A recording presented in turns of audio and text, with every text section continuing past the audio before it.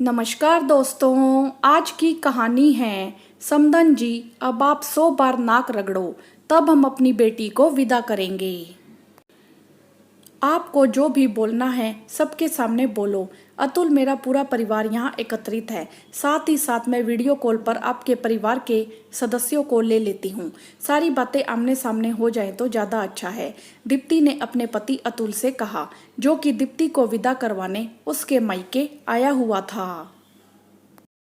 दीप्ति और अतुल की शादी 2 महीने पहले दोनों परिवारों की रजामंदी से हुई थी, लेकिन जब दीप्ति शादी के बाद अपने ससुराल गई तो अगली सुबह ही सासू माँ ने बुआ जी से बात करते हुए उसकी ओर तिरछी नजर करके ताना मारते हुए कहा, अरे वह तो इसके पिता ने आकर 100 बार नाक रगड़ी तो हमने अपने बेटे की शादी की, वरना एक से बढ़कर एक रिश्ते लाइन लगाए खड़े थे। हमें तो अभी अपने बेटे की शादी करनी भी नहीं थी। शादी की पहली सुबह और ऐसे ताने की दीप्ति की आंखों से निर्झर नीर बह निकले थे, जिन्हें सबसे छुपाते हुए वह बाथरूम में कितनी देर तक रोती रही, अपने आप को और अपने मन को संयत करते हुए। जब दीप्ति बाथरूम से नहाकर निकली तो उसके बाद तो मानो जैसे परिवार के सभी सदस्य तैयार ही बैठे थे दीप्ति के ऊपर तानों की बौछार करने के लिए। छोटी नंद तन्नू और देवर रिंकू आपस में पता नहीं किन किन लड़कियों के नाम लेकर दीप्ति को सुना सुनाकर कह रहे थे कि फला लड़की के ऊपर भैया कितने फिदा थे, फला लड़की भैया के ऊपर जान छिड़कती थी। यह सब बातें करने का औचित्य दीप्ति को समझ में नहीं आ रहा था, ना ही समझ में आ रहा था अपने ससुराल के सदस्यों की मानसिकता। आखिर यह सब बातें कहकर क्या जताना चाहते थे कि अतुल चरित्रहीन था, या परिवार के सदस्यों के सामने चरित्र की कोई गरिमा ही नहीं, क्योंकि उसकी नज़रों में तो यह सब बातें चरित्रहीनता की ही प्रतीक थी। जो हो गया सो हो गया, जो था उससे दीप्ति को कोई मतलब नहीं था। लेकिन नहीं, उसके ससुराल वालों को तो जैसे इन सब बातों को करने में बड़ा रस आता था। रात के खाने के बाद अक्सर जब सभी बातें करने बैठते तो एक से बढ़कर एक अतुल की गर्लफ्रेंड के किस्से सुनाए जाते। अब वह कितने मन घनंड थे या कितने सच्चे, यह दीप्ति जानना भी नहीं चाहती थी, क्योंकि आज के जीवन पर अब उसका अतुल पर पूरा हक था। अब वह नहीं चाहती थी कि अतुल के जीवन में इस तरह से कोई भी बातें हों जो कि उनकी वैवाहिक स्थिति पर प्रश्न चिन्ह बन जाएं। एक दिन दीप्ति ने भावुक होकर जब अतुल से कहा कि परिवार में सभी सदस्य इस तरह की बातें करते हैं, तो अतुल ने भी बड़े जोश के साथ कह दिया था, हाँ वह तो तुम्हारे पापा पीछे पड़े थे, इसीलिए मुझे शादी करनी पड़ी, वरना फला लड़की तो मेरे ऊपर जान छिड़कती थी। अतुल का कहना था कि दीप्ति की सहनशीलता का बांध टूट गया। अतुल जी, आप तो बहुत महान निकले। कोई लड़की आप पर जान छिड़कती थी तो उसके प्यार को ठुकराकर आपने मुझसे शादी करके मुझ पर और मेरे परिवार पर एहसान क्यों किया? यह बात आप अच्छी तरह से जानते हैं और मैं भी अच्छी तरह से जानती हूँ कि मेरे पिता आपके यहाँ सिर्फ एक बार रिश्ता लेकर आए थे, और जब आप सभी मुझे देखने आए थे तभी रिश्ता तय कर दिया गया था। मेरे पिता आपके पीछे कब पड़े, या मेरे पिता ने 100 बार आपके दरवाजे में कहाँ नाक रगड़ी, जो कि सासू माँ मुझे रोज सुबह होते ही सुनाने बैठ जाती हैं। आप सभी के लिए इस तरह की बातें गरिमा मैया अपनी शान में कही जाती होंगी, लेकिन मेरे लिए यह सब बातें ओछी मानसिकता की प्रतीक हैं। अगर आप चाहते हैं कि हमारा और आपका रिश्ता एक मजबूत स्नेह के धागे से जुड़ा रहे तो मेरे सामने इस तरह की छोटी बातें मत किया कीजिए। अरे तुम तो बड़ी नकचड़ी हो, सच्चाई तो तुम्हें बर्दाश्त नहीं होती। यह सुनकर अतुल कमरे से बाहर निकल गया।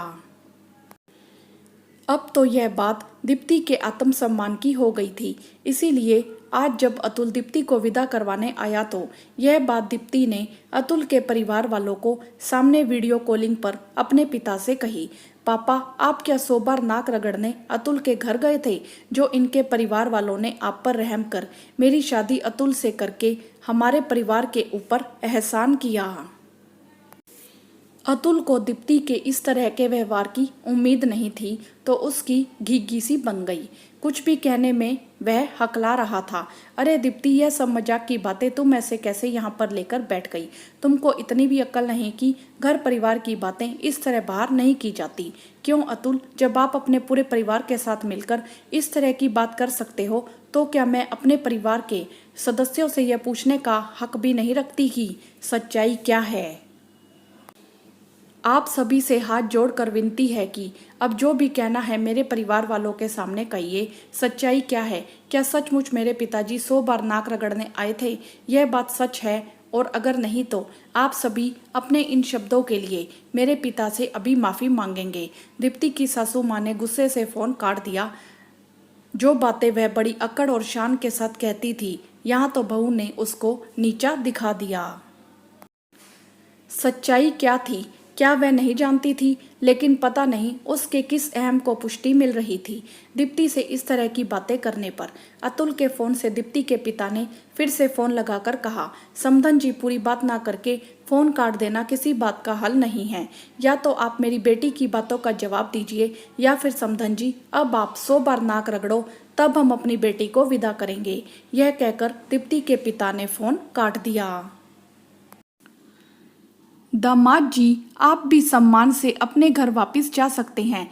मेरी बेटी का और मेरा सम्मान अभी इतना हल्का नहीं है कि आपके परिवार वाले और आप इस तरह से हमारी बेइज्जती करें।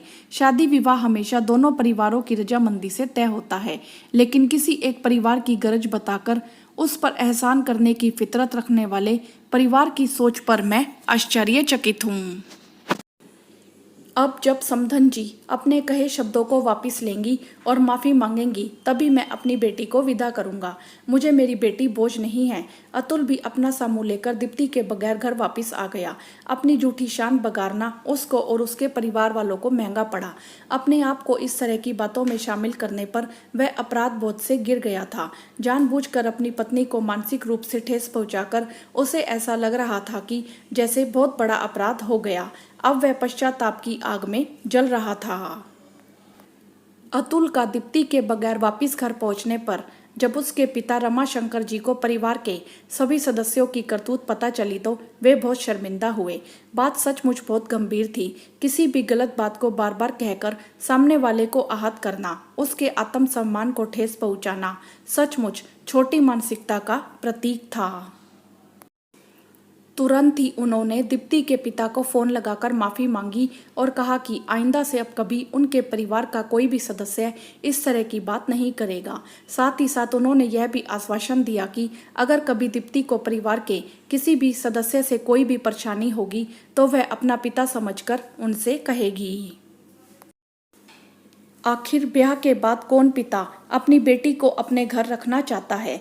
दीप्ति के पिता ने भी सहर्ष रमाशंकर जी की बात मानकर उनका मान रखा और कहा कि इस तरह की बातें घर परिवार में दीमक की तरह होती हैं, जो कि रिश्तों की मिठास को धीरे धीरे खत्म कर देती हैं। इसीलिए परिवार में इस तरह की बातें कभी नहीं होनी चाहिए। आज दीप्ति अतुल के साथ वैवाहिक जीवन आनंद पूर्वक व्यतीत कर रही है। अब उसके जीवन में इस तरह के तानों का कोई स्थान नहीं था। हाँ तो दोस्तों, आप सभी की नज़रों में दीप्ति और उसके पिता के द्वारा उठाया गया कदम सही था? आप हमें कमेंट करके ज़रूर बताएं। वीडियो को लाइक करें, अपने फ्रेंड्स और फैमिली के बीच ज़्यादा से ज़्यादा शेयर करें और चैनल को सब्सक्राइब भी करें। धन्यवाद।